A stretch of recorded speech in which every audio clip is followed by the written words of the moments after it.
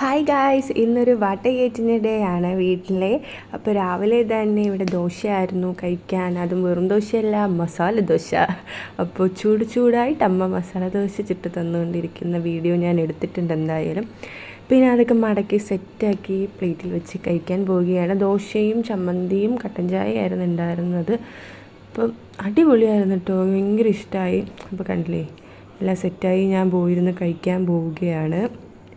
2 ദോശ വെച്ചു, പക്ഷെ രണ്ടും കഴിക്കുന്നതിന് വീഡിയോ എടുത്തിട്ടില്ല. ആദ്യത്തെ സെറ്റ് ഓഫ് കൊണ്ടുവന്നപ്പോൾ വീഡിയോ എടുത്ത് കഴിക്കുന്നതാണ് കാണിച്ചുകൊണ്ടിരിക്കുന്നത്. അടിപൊളിയായി ചൂടായിട്ട് നല്ല ഫില്ലിങ്ങൊക്കെ ആയിട്ട് നല്ല ടേസ്റ്റ് ഉണ്ടായിരുന്നു. അത് കഴിഞ്ഞ് കുറച്ച് കഴിഞ്ഞാൽ പിന്നെ വാട്ടർമെലൺ ജ്യൂസ് ആക്കിയിട്ടുണ്ടായിരുന്നു.